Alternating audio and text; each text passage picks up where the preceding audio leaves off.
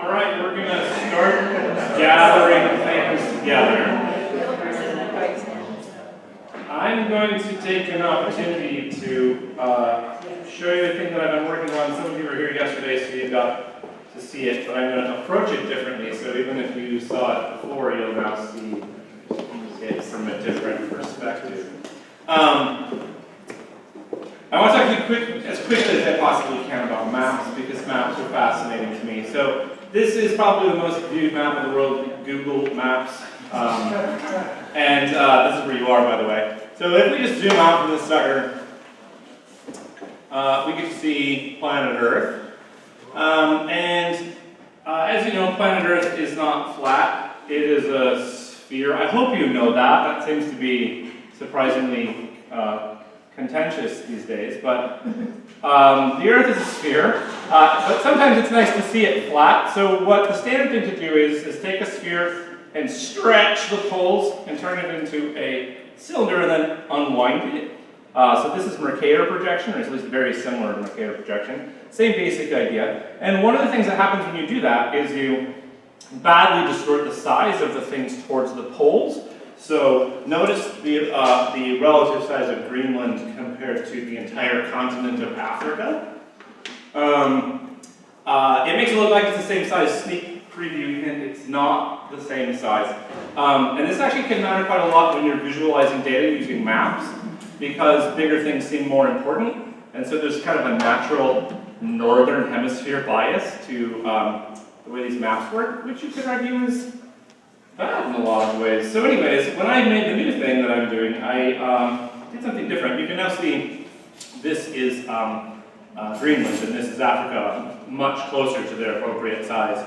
So I just want you to note that for a second. Ah! Oh, how beautiful. What I'm trying to do with this project in general is be able to take big pools of data about all kinds of interesting things. By default, I'm showing you the Human Development Index, which was developed by our friend Amartya Sen, incidentally, who you can see here in the not too distant future. Yeah, just a couple of weeks. And so that you can kind of see the global distribution of all kinds of things, which is not working at the moment. Why is it not doing that? It hates me. Let me run my local version. Oh, look how much better it is now. And that works. And then you can click on these and see comparative data between where you currently are and the place you're looking at. Oh, look at income per capita compared to the DRC. Intriguing. If you want to check this out, though, don't try to write 0.000,000. Go to preview.maximate.org, where you can play with it. Or you can also go to cehd.osu.edu and check out Maximum, where you can watch a little video of me when I was younger and thinner and more idealistic. It's fun. Bye. I'm going to hand this over to our moderator. We're not posting the thing, right? Oh, no, I'm handing it over to Piers. Everybody, big hand for Piers' turn. Hi, everybody. Thanks for coming to our afternoon sessions here at this COMPAS conference. What Steve was showing you, I don't know if you were here before, you might have heard about it, but we're hoping that this picture of the globe with all these countries in it, and then the various indices that you can click on, showing you the data, is something that can be developed. It's at a preliminary stage. It can be developed into a really educational tool over time. And so we're just getting started on it, but ultimately part of what the Center for Ethics and Human Values is offering is this educational tool that is built on an effort that Steve had started some years ago when he tried to start a nonprofit to solve global poverty, and he made it part of the way there, but then the nonprofit, like a lot of startups, didn't quite make it. But we're going to try to turn it into a good educational tool. Anyway, thank you very much for coming. I'm Piers Turner, one of the organizers of this conference, and I won't go through my thank yous again, but we do appreciate the help from everyone who's helped make this whole program this year on inequality happen, and this conference in particular. I do want to mention a couple of events that are coming up on April 3rd. I've mentioned this before to those who've been here in other panels.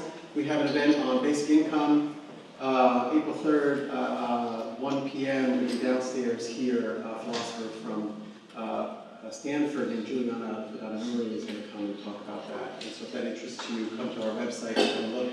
And then on April 11th, Martia said is going to give a lecture on campus in the Mershon Auditorium. And also if you go to the Center for Ethics and Human Values website, you can find that event in RCT today. Okay, so having said all that, thank you again for coming. I'm really excited about this panel, and I'm going to hand things over to Sarah Brooks, a professor in the Social Science Department, who's going to be our moderator for the panel. Thanks. Great. Well, I would just like to introduce our two speakers for this panel, which is first Professor Kate Bronfenbrenner, Professor of Industrial and Labor Relations at Cornell University, who's written extensively on the AFL-CIO, American labor movements, and their role in both world and relation to immigration and public policy.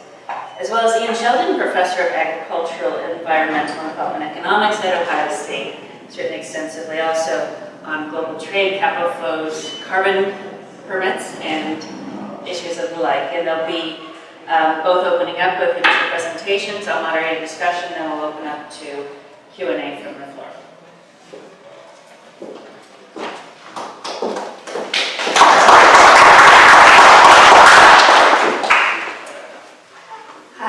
I actually haven't written extensively on immigration so much, but I've written a lot about workers.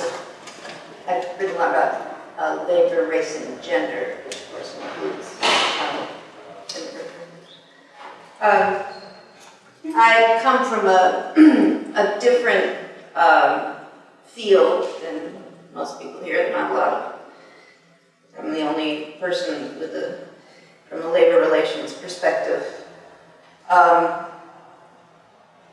I'm going to focus today on the linkages between labor's evolving stance on global trade agreements, immigration policy, cross-border campaigns, and climate change,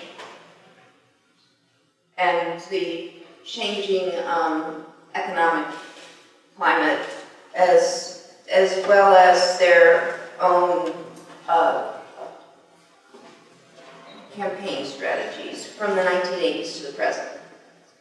I will also argue that there were several key moments during that period of evolution, including the key period between 1999 and 2001, when the global labor movement allied with the environmental movement and social justice movements to kind of take on the investment and supranational bodies at the WTO meetings starting in Seattle, Milan, Quebec, and then with a small group, very few were allowed in Doha, and then the impact of 9/11, the Patriot Act, and the War on Terror, the split in the American labor movement, which had a very profound effect, the refugee crisis,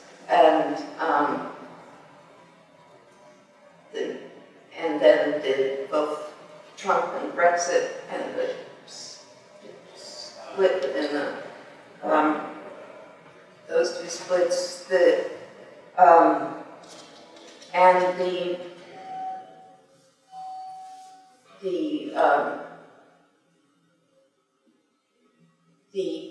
two major recessions that happened during this. When you start in the 80s, the labor movement was very divided on trade. There were strong divisions on trade issues. Some unions in the global south still had hopes that, and I should say unions and workers in the global south still had hopes that it would not just the elites would benefit, but that lower level workers would also benefit from the trade agreements, and it would raise the standard. It would raise the standard of living for everyone in their countries. Northern global labor movements in the global north were increasingly dominated by public sector and service sector unions, were kind of saying, I'm not sure we're affected by trade agreements. And so early on, they felt like in a time when there was this big push for privatization, they were worried about wasting their political capital on trade when they were in big fights on privatization. And so labor was divided. In fact, there were, in the US, which most people don't know, the first vote on NAFTA, the AFL-CIO decided to vote to support NAFTA. That was in December, and then the industrial unions regrouped, and the second vote, they defeated NAFTA. The first vote was basically in US public sector unions. In Europe, there was a similar tension going on. But by that time, their discussions had been had.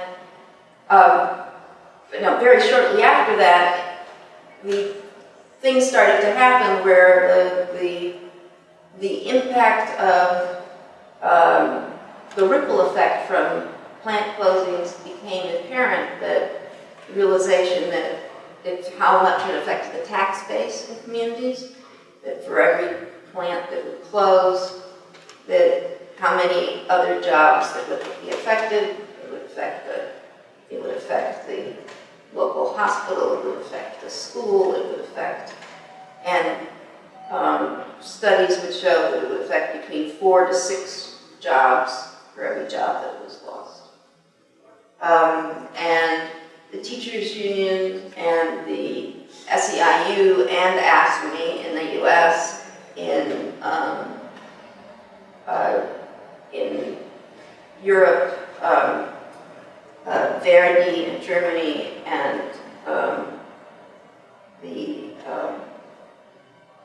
in the UK, the unions have all changed their names now, so it doesn't really matter what I say now. But the unions representing the telephone workers, the unions representing the postal workers, the unions representing the general workers, all changed their positions on these issues. Because they also, but the big thing that changed in the global north was that, and my research showed this, is employers began to use the trade agreements as a part of their threats to keep at the bargaining table and in organizing, and for union workers and non-union workers to hold wages down. As Alan Greenspan said, that economic insecurity is the greatest, was the greatest help in the 90s to keep to hold wages down, and that was done in large part by just threatening that jobs were going to leave the country. And it was true. Initially, it been seen for years in Europe that, this was an American problem or a North American problem. It was a problem in Australia. It was a problem in Latin America, but it wasn't a problem in Europe. And then jobs started to move to Eastern Europe and to Asia from Europe. In South America and Asia, and the jobs were also moving, and I did. Their governments do not keep track of jobs, not keep track of production shifts, and I know there is no government database that keeps track. A corporation is not required to report when they leave the country. And I was asked repeatedly I was asked by people in the Senate and the House if I had an idea of how to track this. I was also asked by the labor first secretary for NAFTA. And I finally came, because I had studied plant posing threats and their use in organizing bargaining campaigns. And I, along with Stephanie Luce, who's now at CUNY, but then was at the University of Massachusetts, determined that the best way, given the data they had, because everyone else had been doing, statistical modeling, but that we didn't actually know whether that captured what was actually happening, is we developed a method of doing media tracking using Boolean search methods. We tracked media from using LexisNexis and other media search tools. We tracked we searched newspapers and other media, looking at the countries, searching the destination countries, and we looked how we took a 3-month period in 2001, we took a 3-month period in 2004, and we tracked where jobs were moving. And we found a pattern that was similar throughout the world, which is that jobs were moving near shore and far shore for every country. So from the US, they moved to Mexico and China. From they moved to Eastern Europe and Asia. From Brazil, they moved to other places in Latin America and to Asia. From Japan, they moved to Taiwan and to China. And from China, they would move to rural China and to Vietnam, etc. And we hypothesized that was to protect themselves against things like the SARS epidemic or the tsunami after the big tsunami that had happened, because every company did not want to have a situation where they could not have operations. And though there is among certain fields a consensus that job losses from automation, the jobs being lost consistently were in search for lower wage. And the companies would say that, they'd come out and say that, we want, and we would find them opening up in these other countries. They were opening up, we'd find where they opened up.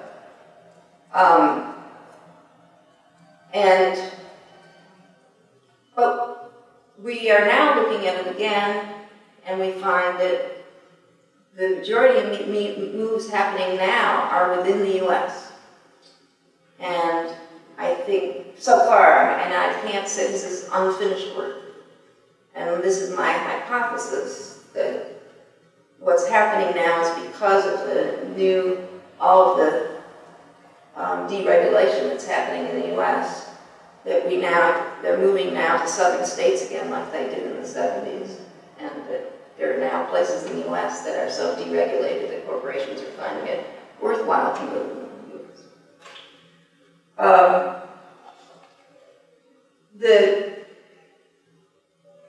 The trade agreements have contributed to increased migration, and at the same time, the U.S. in the countries in the U.S. and the global north, unions have been, most union activity has happened, the greatest union activity has happened in industries where immigrants are concentrated.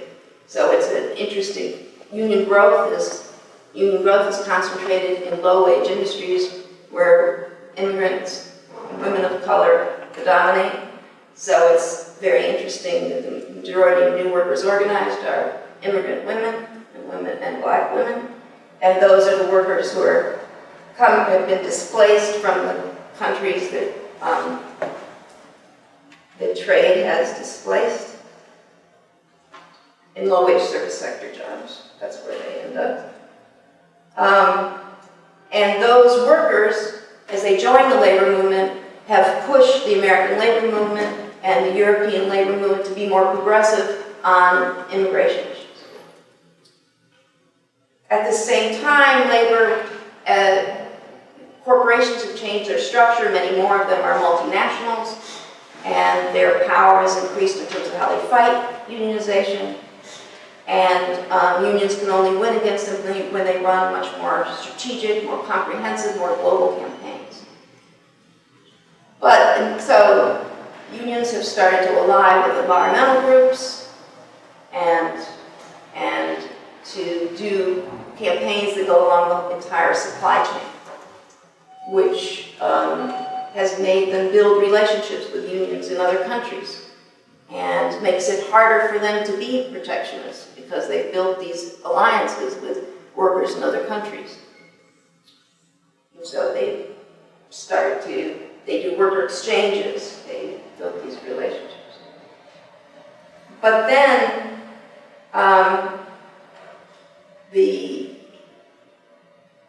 then we have these shocks to the system. The shocks to the system with the divisions in the countries, political divisions, fights over political fights, disputes over how to organize within the unions, fights that had nothing to do with immigration or trade policy, but were actually ego fights that happened within the labor movement, such as the split in the AFL-CIO, the political fights in the Labour Party in the UK, and the economic crisis that happened on Wall Street, the Asian financial crisis, that had a huge impact, ended up having a huge impact on the labor movement. Because those divisions, in the US, those divisions had a ripple effect all over the world. In the US, the labor movement ended up dividing between the unions that organize immigrants, and the AFL-CIO ended up concentrated with building trades unions who are mostly white. And so the unions that stayed in the AFL-CIO were the unions who did not have allies around the world, were not into global comprehensive campaigns, were into protectionism but not building allies. The unions who were split from the AFL-CIO were the ones who did more global campaigns, who supported immigrant rights and did global campaigns. So then we ended up in the time of the greatest inequality, immigration on an increase, the Trump campaign, and suddenly we had these divisions. We suddenly have campaigns being run with the AFL-CIO that their campaign is boycott Mexican goods, buy American. We have a campaign that's boycott Canadian goods, buy American. We have unions in the AFL-CIO that not only supported Trump, but are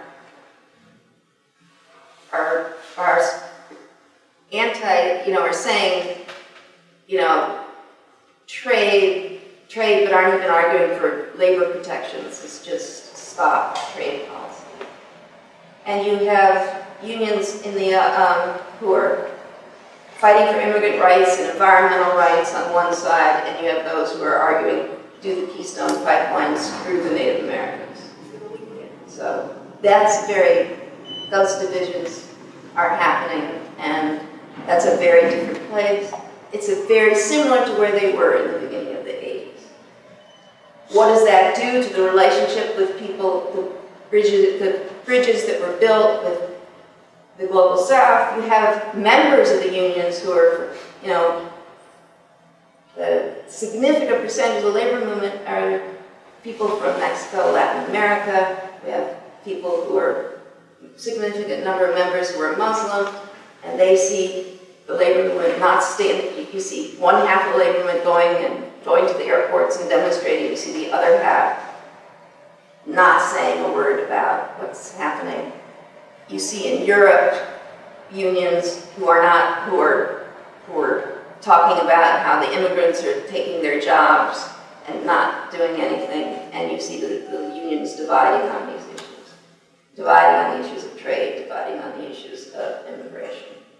And so the labor has taken a step backward as the service and low-wage industries have gone one direction, and they're the unions who are organizing the most and are tied with the unions in the global south, and some of the building trades and manufacturing unions who haven't been able to organize are going in a different direction.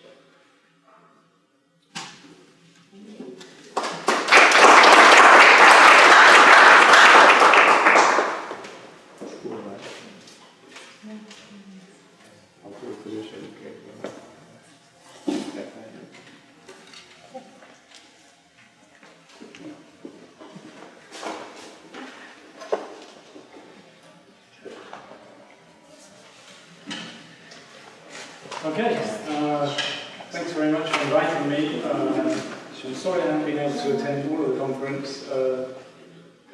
Part of my job is to teach, which I had to do yesterday, and then I foolishly invited a big-time environmental economist to come and speak this morning, so I was unable to attend this morning's meeting, but I did enjoy the session I was at yesterday and enjoyed very much listening to your comments. So now it's the turn of the dismal scientist, the economist, to talk about this issue.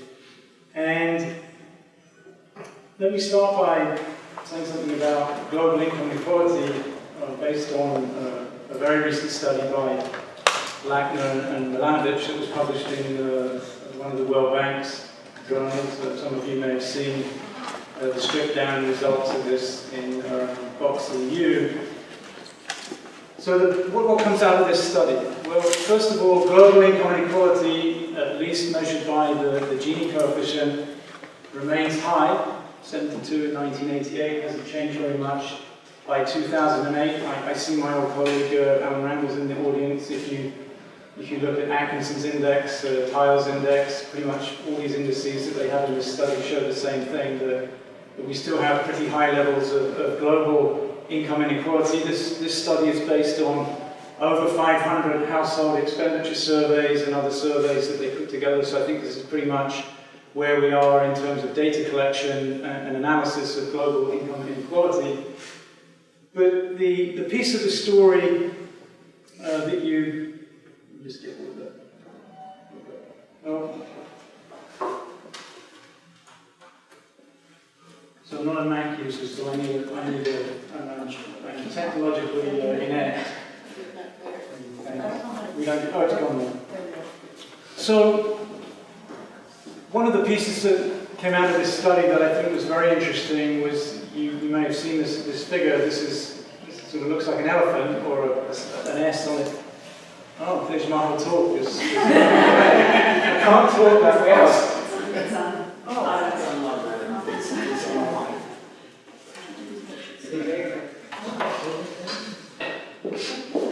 And thanks to my roadies over here.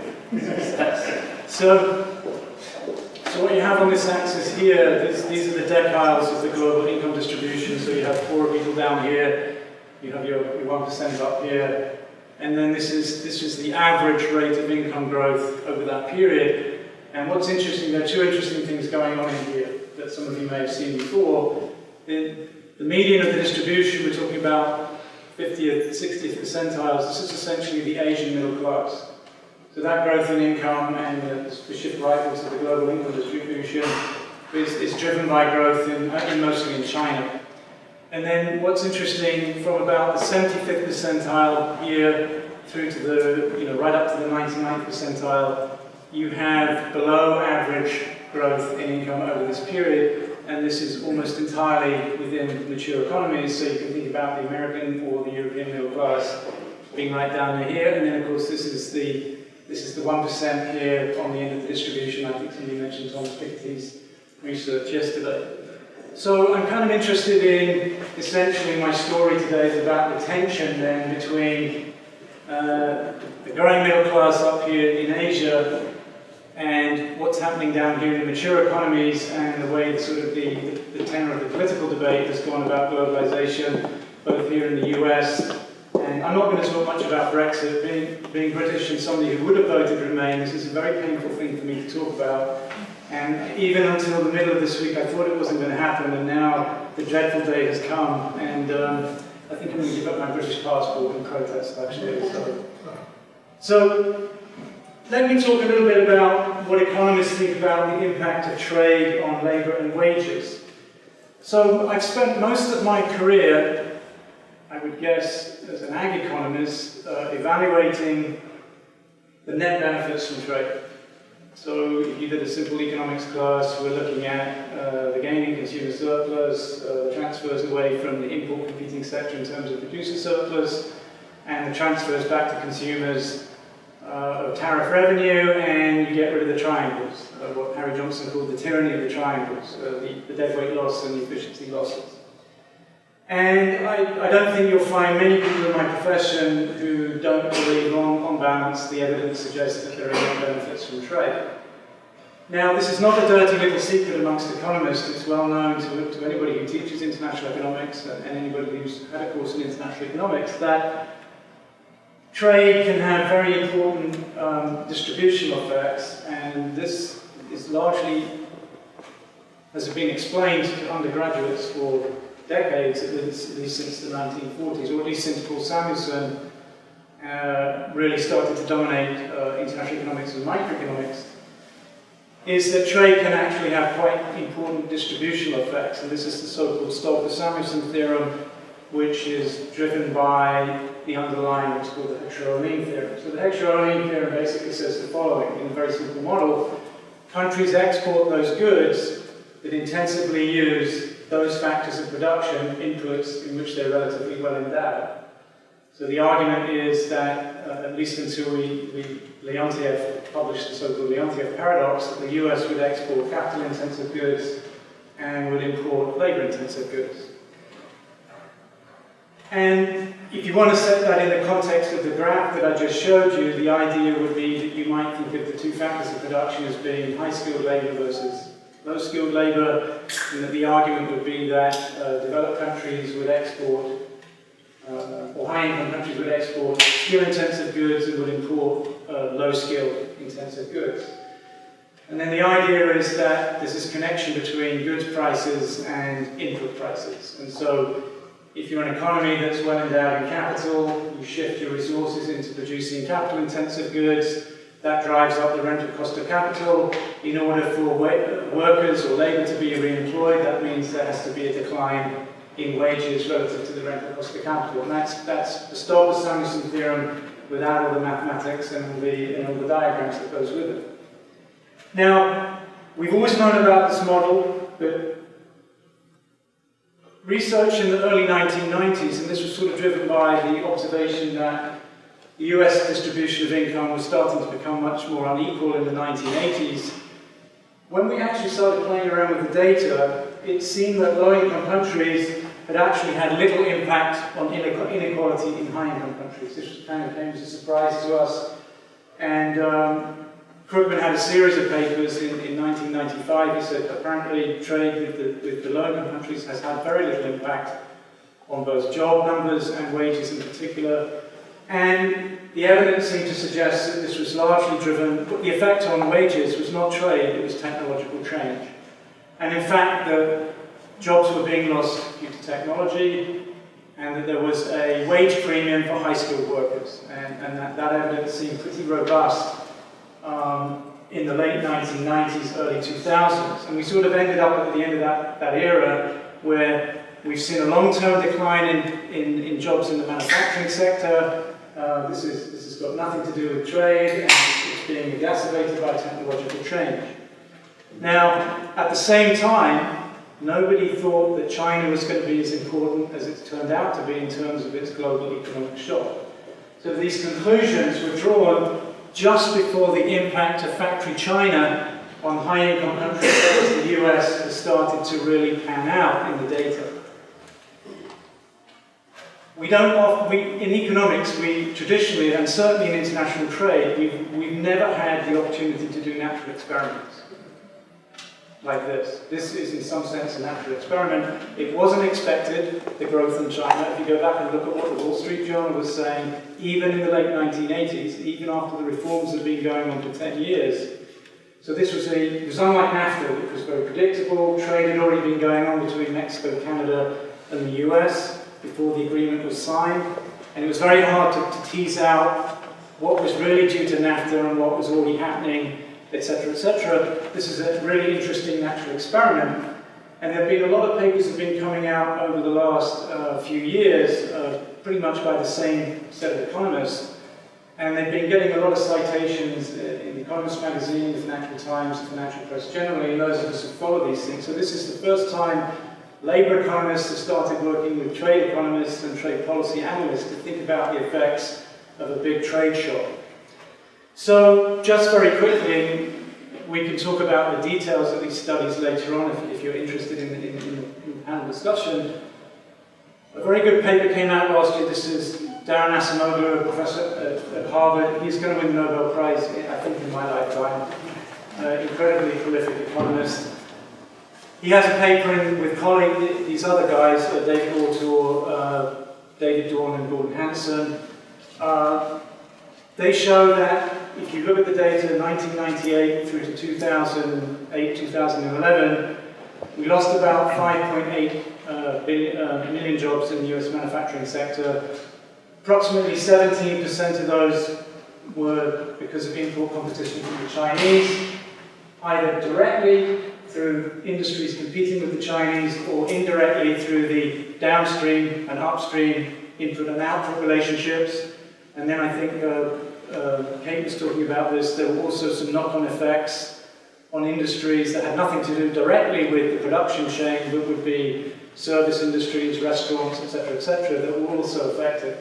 So these are non-trivial numbers, whereas if I went back 10 years, most of us in economics would have said trade doesn't have that much effect on jobs relative to the job churn we observe in the American economy by the month and by the year. Now, what I think is really interesting from the standpoint of this conference, and this is the first time I think we've got this really good empirical work being done by these guys. This was a paper published in the AAR in 2013, I think it's called the China Syndrome, was the title of the paper.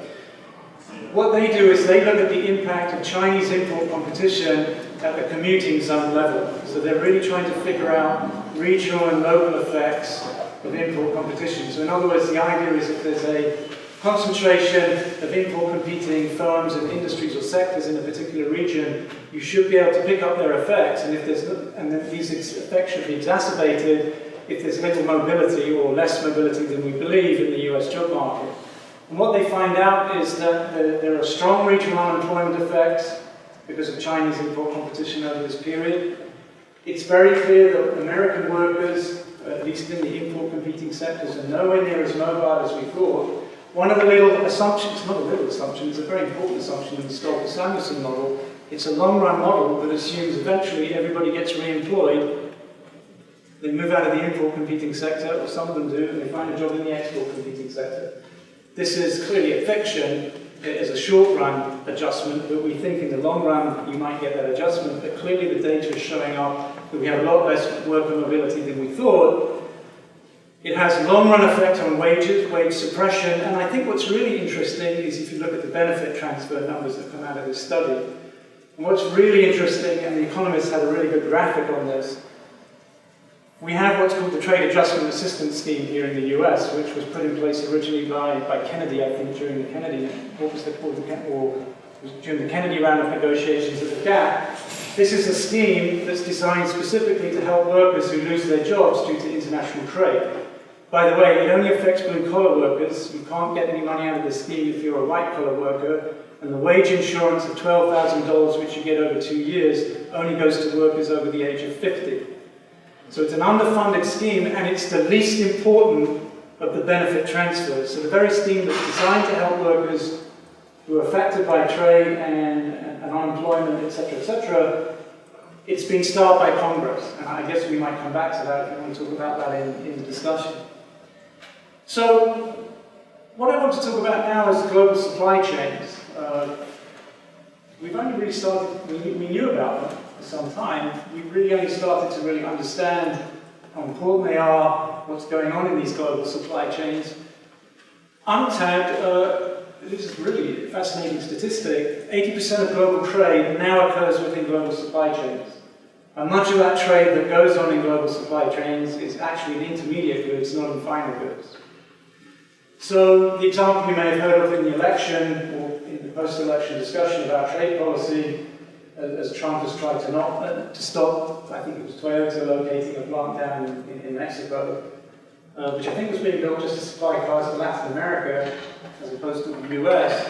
So about 40% of the value of cars re-imported into the US from Mexico contain 40% of that value add is actually generated here in the US.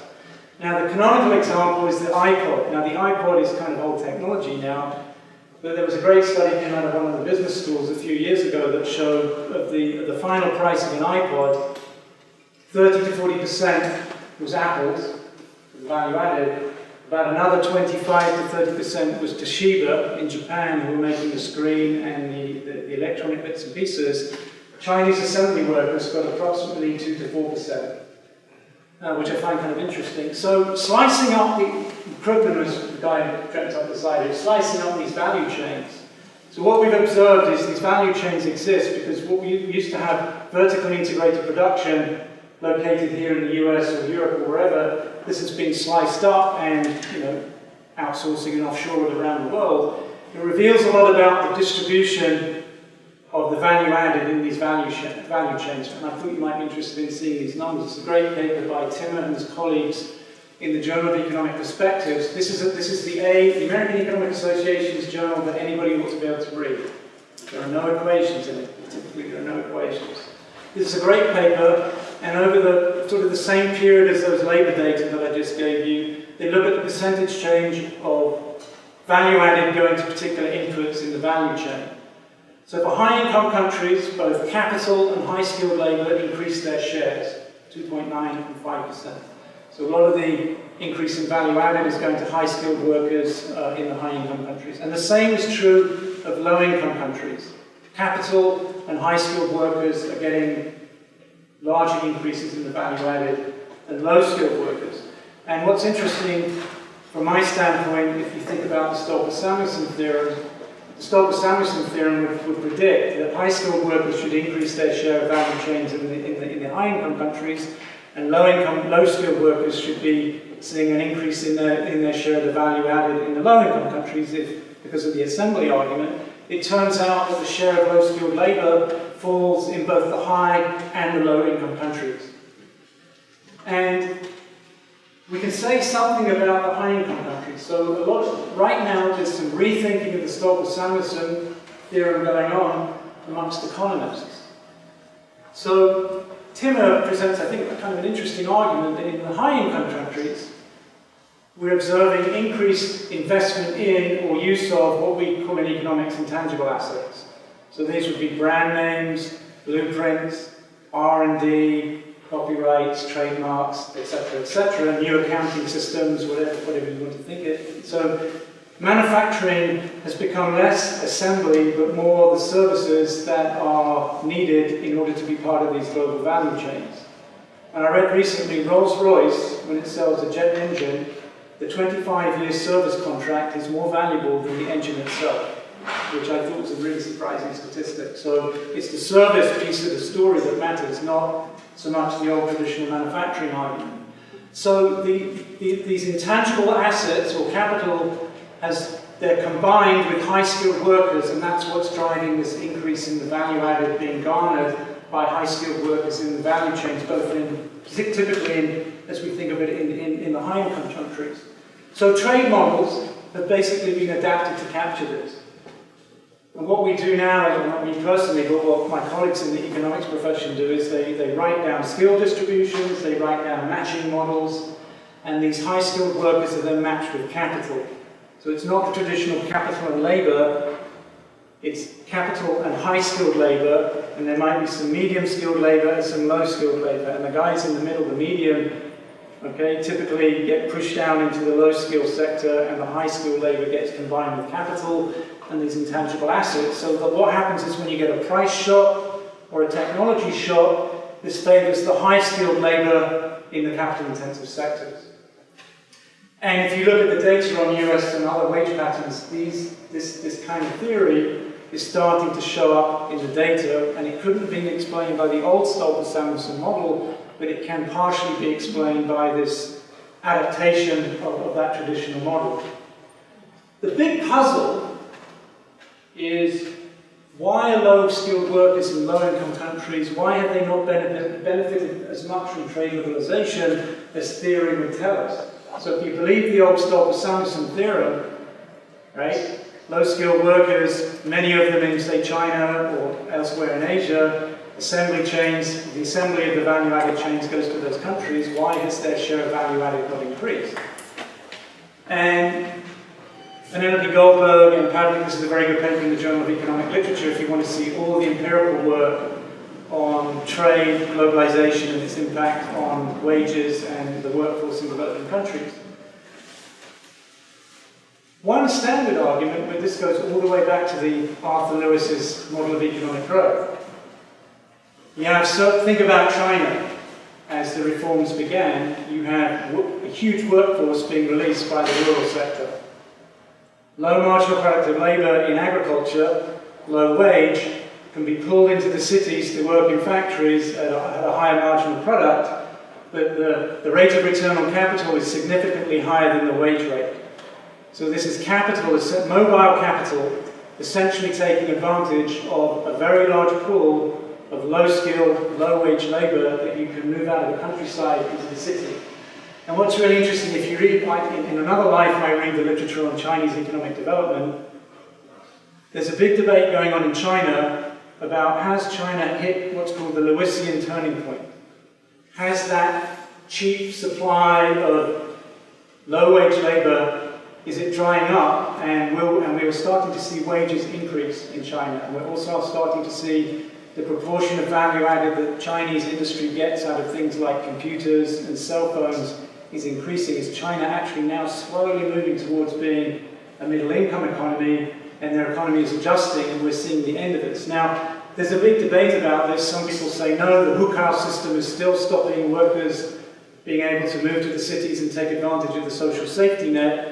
Krugman, in his columns in the newspaper, if you still read anything Krugman writes, says, yeah, we've hit the turning point. So this is kind of an interesting argument that's going on amongst Chinese economic specialists.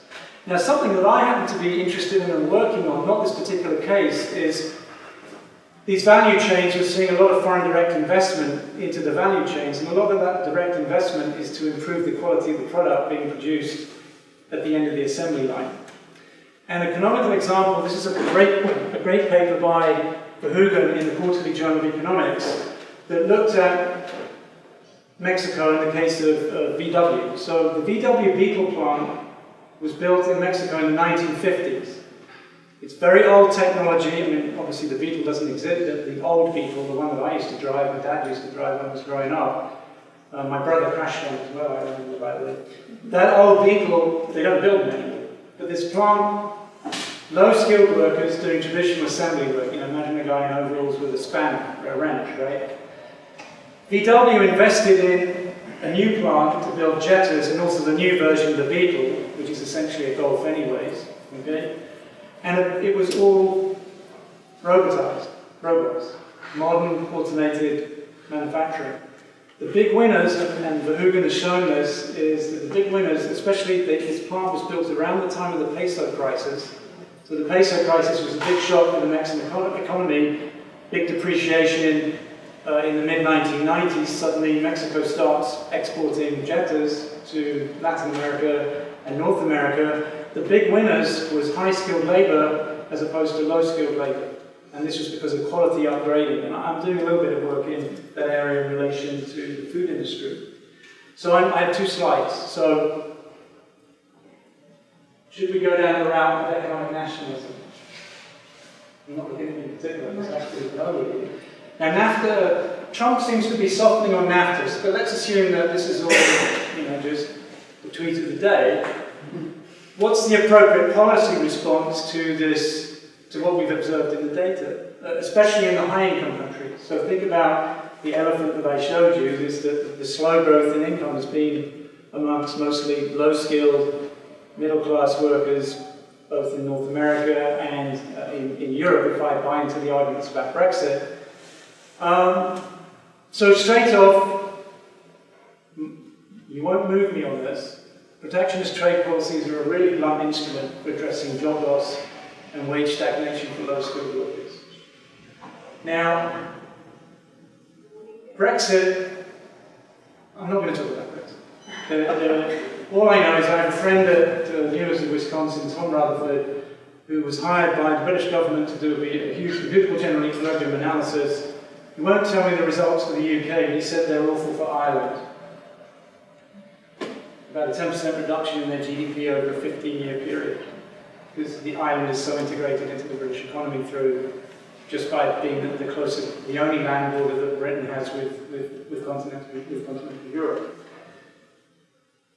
The Peterson Institute put out a pretty good piece just before the election that said if we slap 45% tariffs across the board against China and we slap 35% tariffs across the board against the Mexicans, US unemployment would fall by 4%. This would be across the board.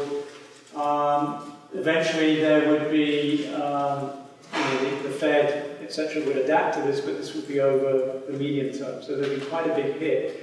And this kind of just supports what we in economics would do. Tariffs are not only a tax on import competing goods, they're a tax on the export sector. We can talk about that later if you're interested in doing that. And the OECD study of Brexit said that's exactly what Brexit is. It's a tax on the British economy. That's why you're going to get this big reduction in GDP. So it's going to generate, I think, very significant net economic costs, not just to the high-income countries, but also to the low-income countries. The Chinese are already talking about moving the assembly plants to Vietnam. What are we going to do? We're going to then slap tariffs on imports. I think a trade war, unambiguously, is going to be economically damaging both to the US, to Europe, and to developing countries themselves. So instead, and I think this goes, I think it's Matthias has gone, this goes back to something he said yesterday. I think the focus should be on policies targeted at, by structural adjustment, I mean, how do we help workers become more mobile or shift from those industries that are suffering from import competition that either to the export sector or to sectors that are less prone to these effects. And maybe that structural adjustment should be both short-term, medium-term, and much more long-term. And I think you have some questions about that, and I won't talk about that yet. Alan sitting in the audience, my old boss, he and I used to argue endlessly about the net benefits from trade, and I think I sort of understand where he's coming from now, giving a little bit more thought to these structural effects, is we really do need proper compensation for those hurt economically by globalization. Now, there's a great paper in, I think it's Foreign Affairs, by Sheev and Slaughter, published in 2008, where this predates the financial crisis, it predates what the debate we're having now. It talks about having a recasting of the social contract about globalization. Go back to the 80s, I think generally we believe that trade between developed countries didn't really have that much of an impact across the board on either wages or job loss, and that economies would be able to absorb these structural adjustments easier. That doesn't seem to be the case anymore based on the data that I showed you, and so this has become more important for us to think about.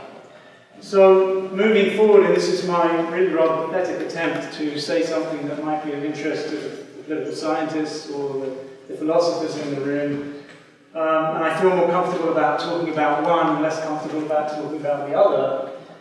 So, just to quote Krugman, I think supporting wages of low-skilled workers in high-income countries should be a goal of public policy, but not the goal of public policy.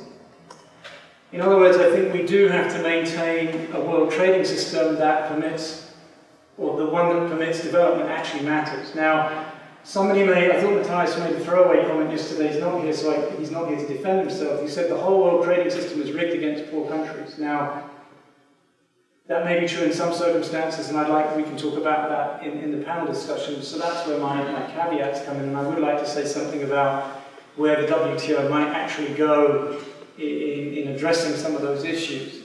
So I guess what I'm arguing, and this is the one I do feel comfortable with, we should move away from the Caldwell-Hicks compensation criteria. We should seek actual as opposed to potential greater improvements in trade policy. I'm an economist, and that's the position I'm going to defend, and I think it's up to the political class to figure out ways of doing this.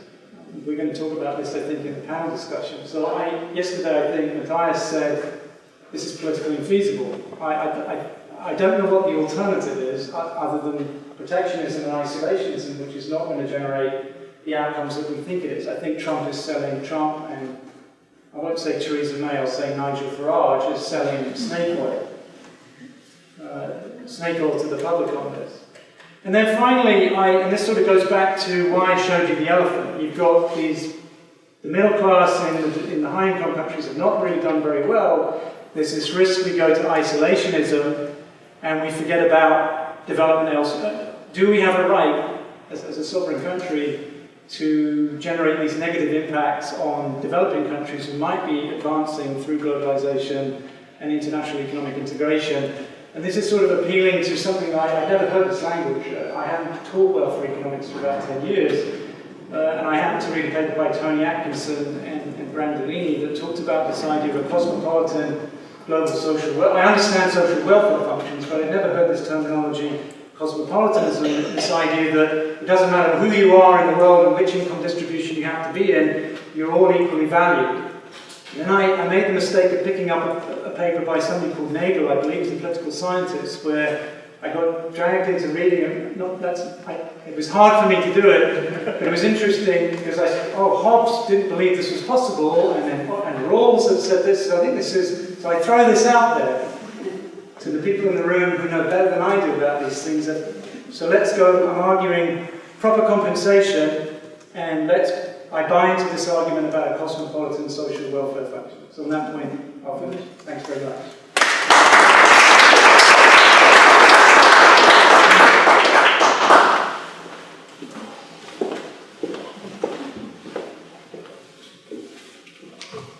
All right, thank you.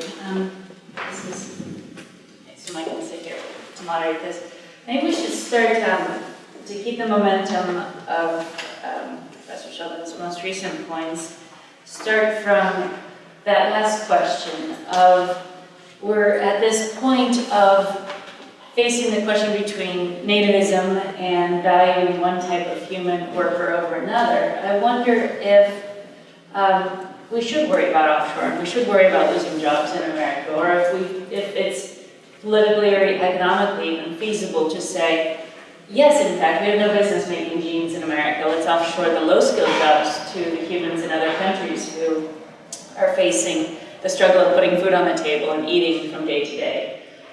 Is that idea of switching and taking a niche in a higher value-added manufacturing, making machines and technology in the US with our high human capital stocks, both something that labor might imagine getting behind, or an economically feasible one, understanding that it would involve substantial compensatory retraining investments on the part of the US state?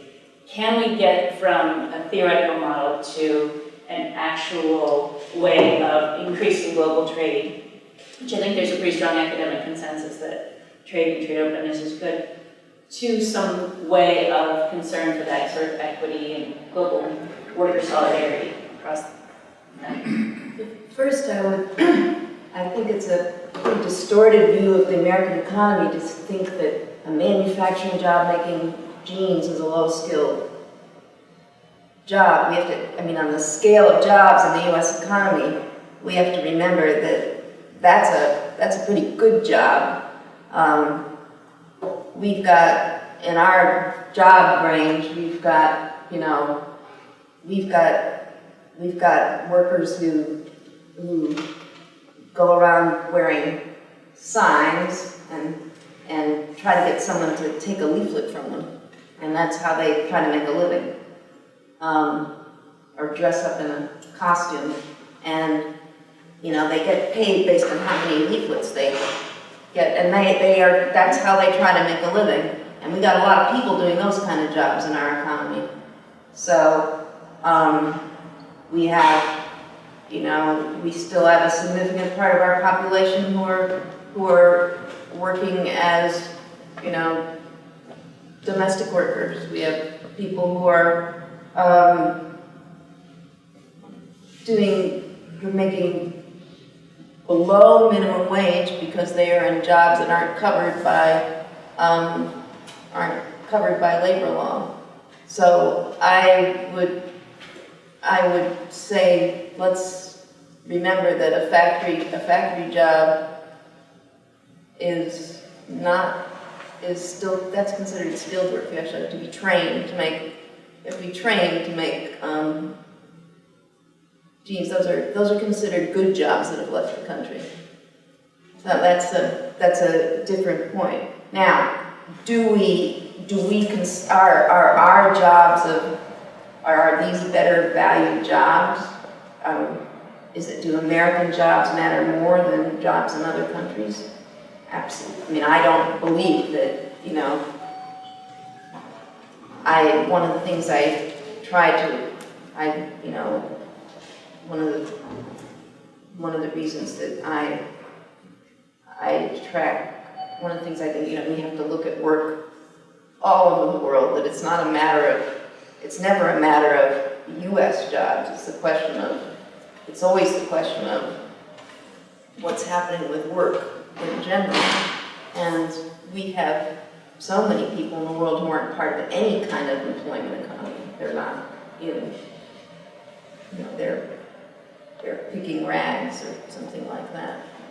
But trade is not, as you said, trade is not helping a lot of people. It's not, it hasn't improved the lives of billions of people around the world. We didn't even talk about all the agricultural workers who, because of our trade policy, you know, in countries that are rich, they're agricultural, they're rich with resources, and because of the global trade investment policies, they're required, because of their debt, in order to pay up their debt, they're required to export their rich resources, and then they have to buy them back. And that's, you know, that makes the countries poor. I think that there's something fundamentally wrong with the global trade investment policy structure, and that it is not working in the interests of the global South. And forget about the global North. It's not working in their interests. And but this means taking on the interests of the states and capital interests that set these systems up to work, and that's a big fight. And those who were trying to tackle that, there were leaders in countries in Latin America and other countries, and those people are no longer in office, those who started to challenge it.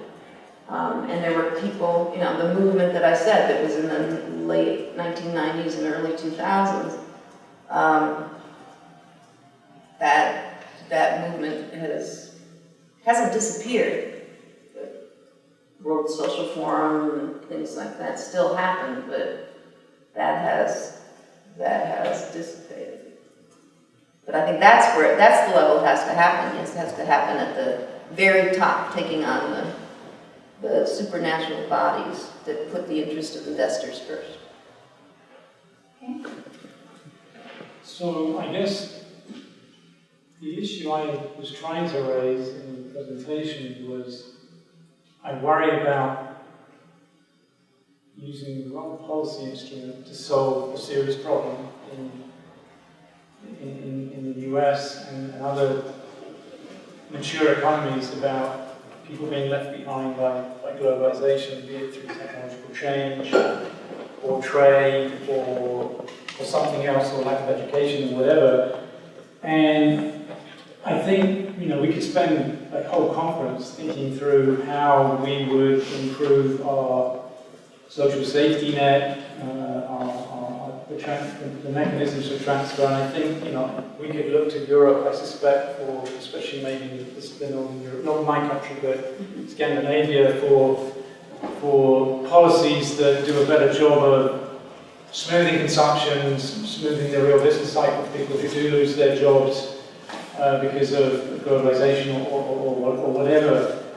And I think it's really striking that we have a policy here in the US that has just been left behind, underfunded. And Robert Lawrence at Harvard has spent a lot of time thinking about how could we really improve and have a proper wage insurance scheme here in the US. I think there are practical policy instruments that we could adapt, improve, but of course it requires the political will to put the resources and actually make the transfers between those of us who've benefited from globalization to those who've been hurt by globalization. But I believe that's what we as economists have to continue to bash away at this and say, hey, look, for a long time we didn't pay much attention to this as trade economists. We're guilty of that, but now we understand that we have to deal with this equity efficiency trade-off. But protectionism is really a bad instrument for trying to solve that problem. And I worry about these negative externalities that this nationalism imposes on. And I think I would probably disagree with you that global trade has not helped people in the South. I think China is the canonical example of millions of people being brought out of poverty through the combination of economic reforms, opening up the Chinese economy, etc. Now, whether you think it's all to do with trade and globalization, there's a high correlation between growth and trade and this alleviation of poverty, but I have to believe that a lot of it was due to the special export zones, the attraction of investment, this labor force that's available, high productivity, and very purposeful strategic focus on exporting. You may want to talk about that as well. But I worry about, we've had this debate in the climate literature as, why should the developing countries take on climate policy at the level of the developed countries, when in fact it's the developed countries who've largely been responsible for carbon emissions. I would like to flip that around and say, here we are in the 21st century, developed countries are the ones who mostly benefited from international trade in the post-war period. Obviously my country benefited during the colonial period from trade. But should we be conducting policy at the national level that generates distortions in the world market that affect that? And you mentioned agriculture.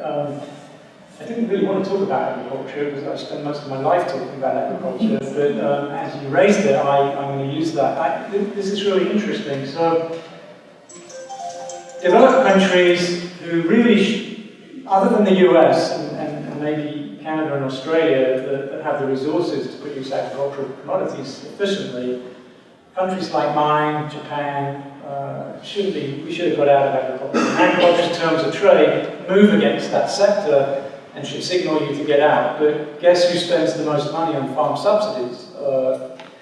And back in the 80s, as the Uruguay round started, and then in the 90s, most of us in the ag econ profession said, hey, developed countries have got to get rid of these farm subsidies, stroke export subsidies, because what are they doing? They're driving down prices on global markets.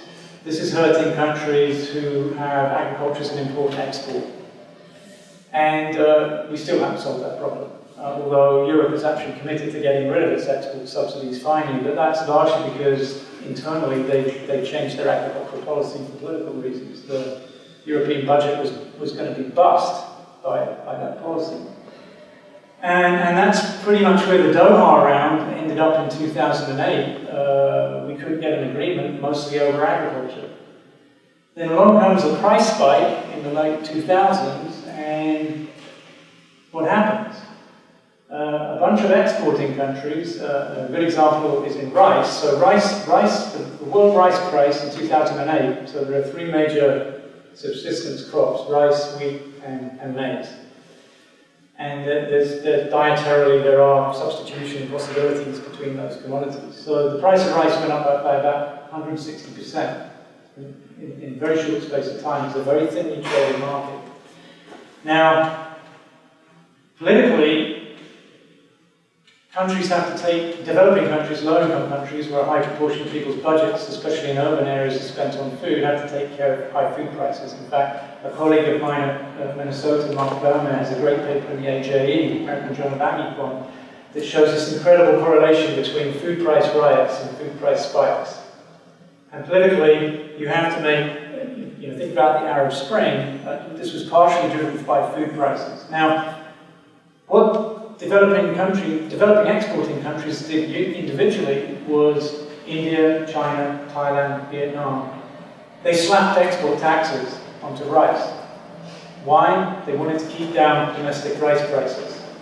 What this actually did was, of course, drive up the world price of rice so that those lower income importing countries were even worse off. So we have this sort of interesting contradiction in the WTO right now in agriculture, is that developing countries who import want the developed countries to get rid of their agricultural export subsidies, and I think the only way to bring countries like Brazil and Argentina who are to the bargaining table is to get rid of export subsidies and farm subsidies in WTO. But at the same time, countries who are exporters were also saying we need to be able to control our domestic prices. Please don't stop us using export taxes. In fact, export taxes aren't even part of the Uruguay round negotiations and really are not that well studied in the WTO. So I think there's some sort of interesting issues going on with agriculture that are peculiar to agriculture. Absolutely. Yeah, I see a couple people want to jump in. I have about 2 hours worth of questions, which I'll leave on my, sorry, they're on my phone and not my phone unmuted. But I see Joe Greco had his hand up first. Yes. Professor Sheldon, I was wondering if we could, I'm trying to accommodate in my mind or reconcile your very helpful summary statement of both Stoker Samuelson and Hector Levine on the one hand, and the figure, the findings regarding the division of the value chains, which may have been the 7th or the 8th slide, that seem to suggest that the gains in terms of labor were going to high-skilled labor, both in developed and developing countries, and not going to developing countries. Could we go back to that slide?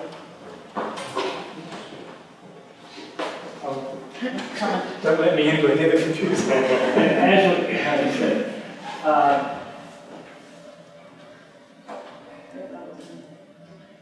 There's a few back from there, I think. All right, so which slide? go back a couple. There. Okay. That last bullet. This one? Yes, and to do the Christmas, try to make more precise my question. Given your point that in the China case, the movement of many poor people from the rural sectors into manufacturing in the coastal areas led to enhancement of income, as you mentioned, escape from poverty. But the premise that they were probably low skilled, at least at the beginning, wouldn't that be more in accord with a Stoker-Samuelson expectation, then the interpretation or assessment offered by Timmer that trade is not benefiting low-skilled labor in lower income countries. I think it's important to understand that, and I think I actually took this piece of the bullet out. Remember, there was a huge increase in employment, particularly in the manufacturing sector in both China and other countries in South Asia. So think of this as in the crude Heckscher-Ohlin model, suddenly you have this enormous supply of low-skilled labor in the South. And a priori, the Stoker-Samuelson model should hold, right? But this is about relative shares within the chain. So there's two things going on. So absolutely, workers get into better jobs relative to rural employment. But the share of the actual value added. Relative to So you as a worker, you went from subsistence income in your village, right, to a wage, and that, as your productivity goes up that way, we know that productivity increased over the 90s and into the 2000s in China. So your wage went up because of that. But in terms of the value of the product, so value added is about what share of the final product price is taken by different factors of production. So a big chunk of the value chain, of course, is being taken by, say, go back to my iPod example. Yeah, loads of people get employed in an Apple assembly plant in Shanghai, just for the sake of argument. They're taken out, and they're highly productive workers, and they get paid a wage, and that wage may rise over time. But the wages of high-skilled workers working for Apple in the US and in Japan and maybe even in China, plus I'm using the word capital pretty loosely here because this could be very high-skilled human capital or these intangible capital assets, or it could be actually physical capital.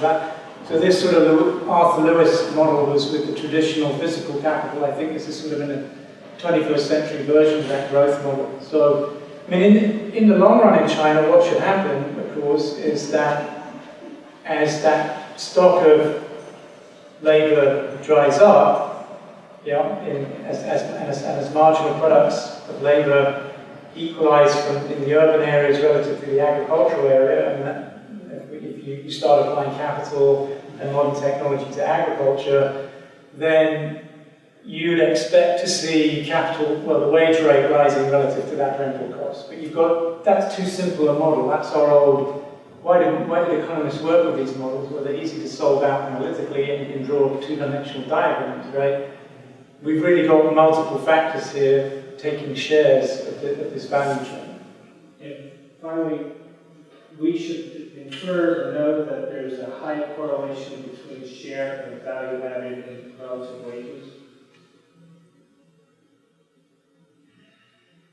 So I think it's hard to sort of think of it as wages relative to capital. I guess if you were somehow to assuming that, of course, there's an old debate about whether you can actually value capital. I mean, that goes back to the Cambridge controversies. But assuming that you believe in this idea that you can write down the rental cost of capital, which is the one, if you think about investing in a machine, you should be able to rent it. So if you had a perfectly functioning capital market, then you would be looking at the returns to capital and the return to high skill relative to low wage workers. And I guess what these data are showing is that even though they're both rising, right, it's the rate of increase, well actually they're going the other way to some extent. Yeah.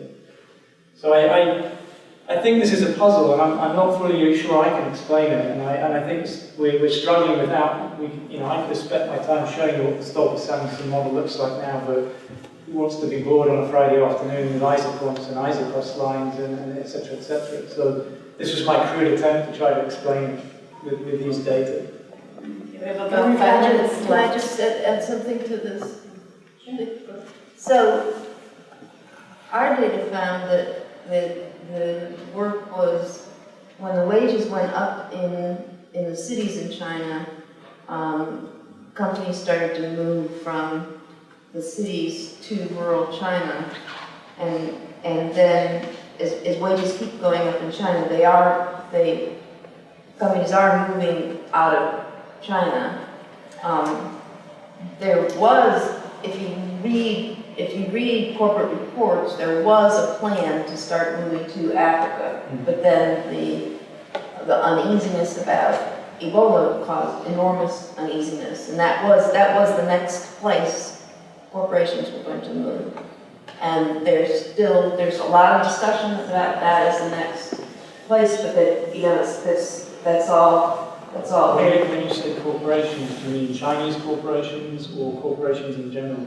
I mean, both U.S. and Chinese corporations, but this is still a highly, you know, But a lot of the investment by China in Africa is being driven by the need for resources. I mean, China has labor and has capital, but it's they're still looking for, cheaper, the non-Chinese corporations have decided, you know, wages have gone too high. They're looking to move for cheaper labor. The Chinese corporations, yes, they're looking for resources, but they think that Africa's at this point unstable. But essentially what if I understand a company like Sinopec, which is one of the big Chinese oil companies, they're going into Angola not because they want to invest in refineries, they're just seeking access to Angolan oil, and a lot of this almost looks like barter trade. They're willing to go in and they'll build infrastructure. Right, but these are the technology companies are looking for cheaper labor. So they moved to,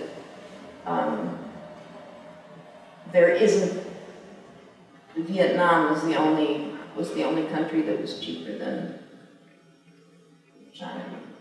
Okay, I see about at least 3 more hands up and about 3 minutes left in the panel. Maybe we can collect a few questions and then get some closing comments. Who are closest?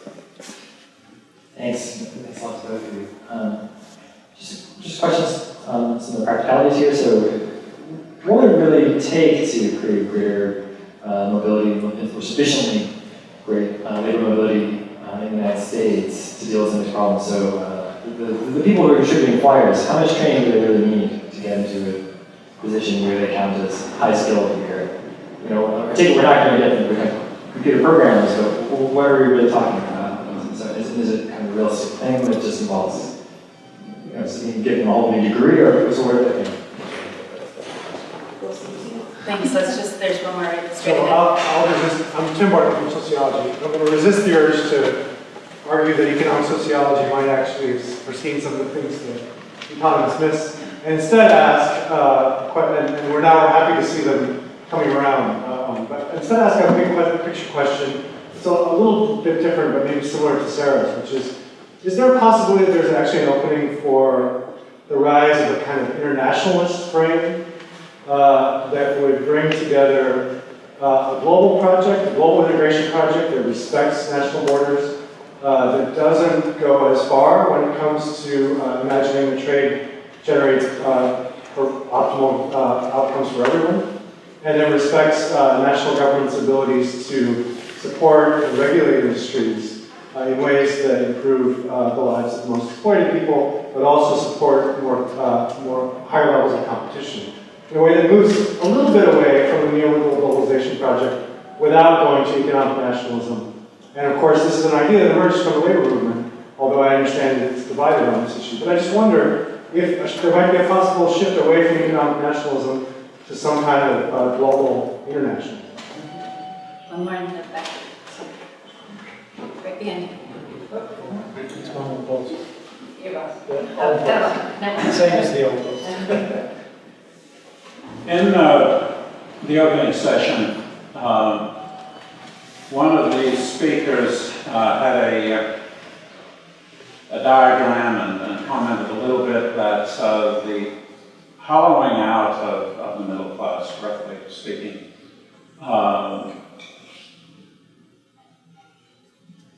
in the richer countries was was exacerbated in the US and perhaps the UK compared to the other places. And these are the countries of the Reagan and Thatcher revolutions. And so that's where the arguments were conflated, or perhaps they do, in fact, have similarities. That is, the arguments in favor of free trade and the arguments in favor of, even within a country, letting folks fend for themselves. And it seems like this is really, really important in understanding the relative failure of the safety net, whether it be in income support or whether it be in job training or whatever else, and how important that's been in those two countries. And just finish up by saying that I've sat on my back porch watching the action around bird feeders, and it occurred to me to ask, do Tory and Republican suburbanites put out bird feeders, or do they just shake their heads and say, hey, it only encourages dependency?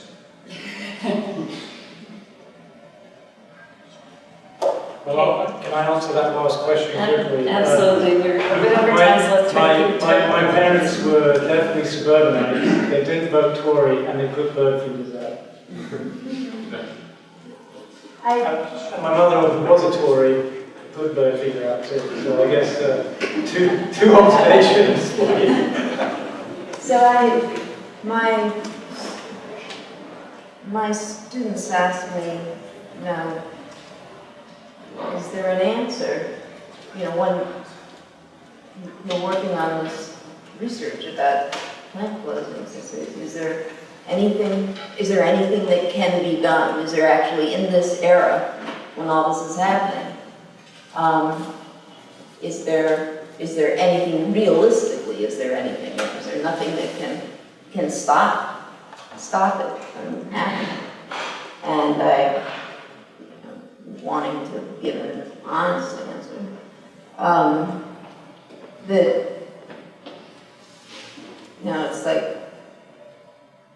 is there a non-Luddite response in this era? And I think that no, you're not. It's not as if there's something you can't. They were asking, can you strike to stop the plant from closing? Can you do that? Will that effectively work? Is there some kind of campaign you can effectively do to do that? And I think that the answer in terms of, with trade policy and whatever,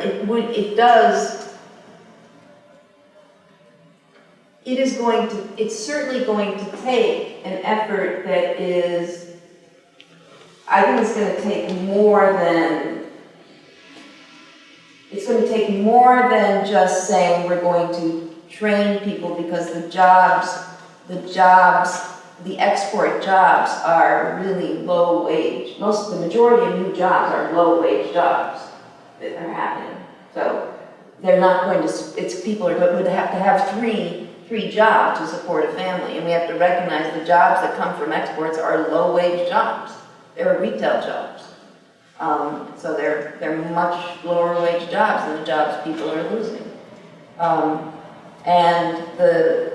To fix what's happening in the problems that trade causes in the global south, yes, in China, lives have improved, and in India, lives have improved for some, but not the majority. And these are huge problems that would require masses of people to organize together. And is that going to happen? It's going to take a generation of people connecting with each other, and that there is a younger generation that is connecting more globally than in the past. And the question is, are they going to do that? Can I answer this gentleman here, and then I have to answer the sociologists, because I think we have more in common than you might think.